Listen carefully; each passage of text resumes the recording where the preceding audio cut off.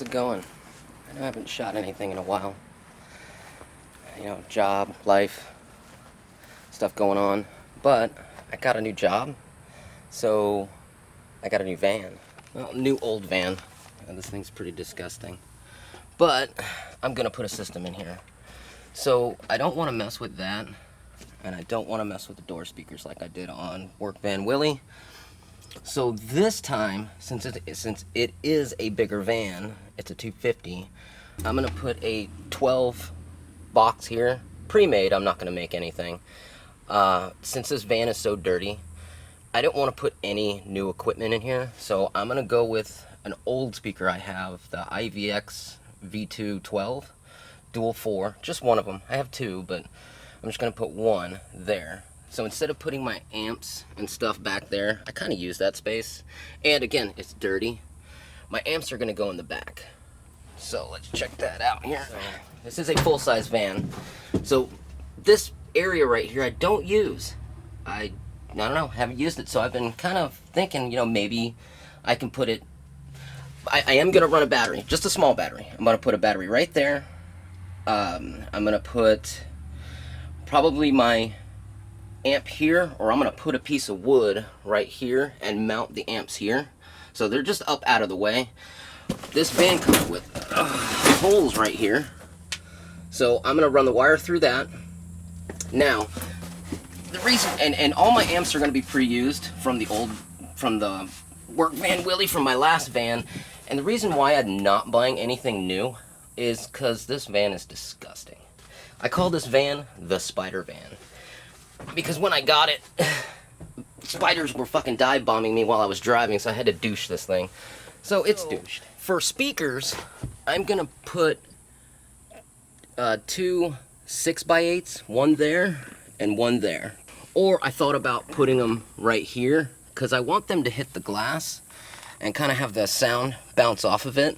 Putting this system in here, I want to be able to remove it in a half hour. So if I get a new van, I want to be able to just yank all the stuff out, leave the wire in it, and then, you know, hop in my new van. My radio is going to go here, my old Kenwood. I like using that, even though I'm not a Kenwood fan, but it's good for a throwaway Bluetooth radio. Let's find out what equipment I'm going to be using. So here's the equipment I'm going to be putting in the van. Most of it is going to be reused stuff from past videos I've done that I kept. So let's just get right to it. Here's the wiring kit I'm going to be putting in the van for the amps. It is a Audio Pipe PK2100 PS. It is a very cheap wiring kit. It is copper clad, 4 gauge. I don't think it's true 4 gauge by looking at it, but I don't care. I'm not trying to blow the doors off my van or anything. I just want bass, and I want a good radio versus the stock radio. So there it is. Comes with everything. I don't know if you can see it.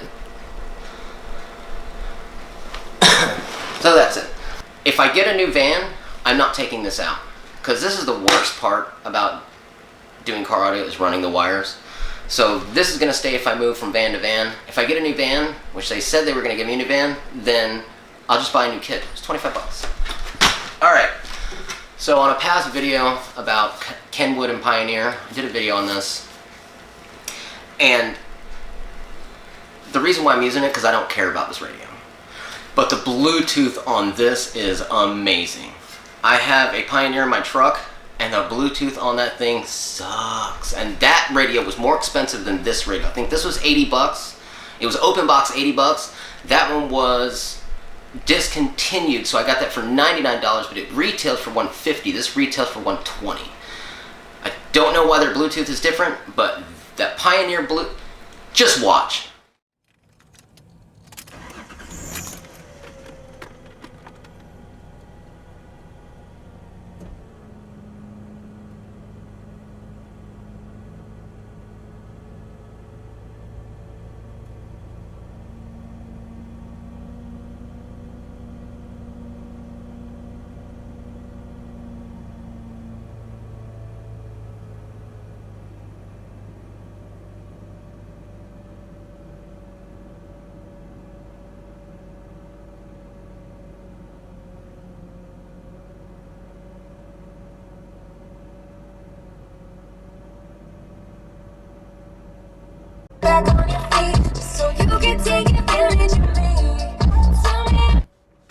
That's ridiculous.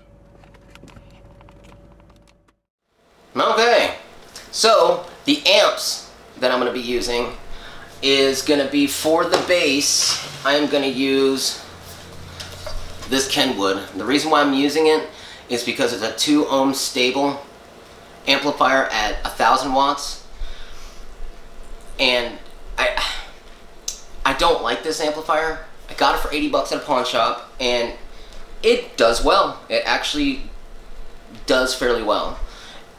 And the reason why I'm going with this one is because I don't care about this amp. If this thing falls off, breaks, blows up, I could care less about this amp. Now, if you're wondering what this is, I did a video on this. When I bought it at the pawn shop, it didn't come with the terminals right here for the power. So I just put a bolt through it, and then I tightened it down, so these have to stay, and I did it with this one just to make it match for the ground. I just did it there, tightened it down. You know, it works. So this is supposed to be it says 2000 watts, but that's the max power, maximum power. It's 1000, roughly. It's close, but I'm not gonna be needing 1000 watts because the speaker that I'll show you in a minute, it doesn't need 1000 watts. Okay, so there's that. For the 6x8, sorry, I'm going to be using this PZX 900.4. It's a 4-channel amplifier that I bought from my old lady's car, and she had 4 speakers, so I ran this, and it actually did well for the price I bought it for. I think I got this thing, God, it was cheap. It's like 70 bucks. I mean, the power on it is, you know, it's not that. It's not 900. I think if I bridge it, because this has bridgeable capabilities for 2 speakers, I think it's going to be about 30 RMS. I could be wrong. It could be a little less. But looking on the spec sheet, I believe it's way higher. But I liked the fact that that you can change the mode. Right here, I don't know if you can see it, to 2, 3, and 4. So I'll obviously be using the 2, which is there. And then, you know, it's got your respectable stuff on it. So I'm going to be using this for the door speakers, for the speakers up above me. And the reason why I want to use an amp instead of the deck power is because on that deck, after volume 24, when you hit 25, it distorts. So this, I can get up a little higher, because I know this from my old lady's car. She got louder than me. So clean, 25, 30 watts per channel, bridged, I don't know. But I'm going to use this, and I don't care about this amp. Alright, moving on to the speakers. These are the Scar RPX 68. So they're 6x8s.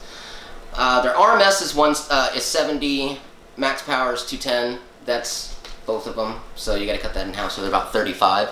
So these will match up really good with the Crunch. And this is probably my 6th or 8th pair I've bought of this brand. I like them. They're inexpensive. They sound good in a pinch. Like, if they're way better than stock speakers, trust me.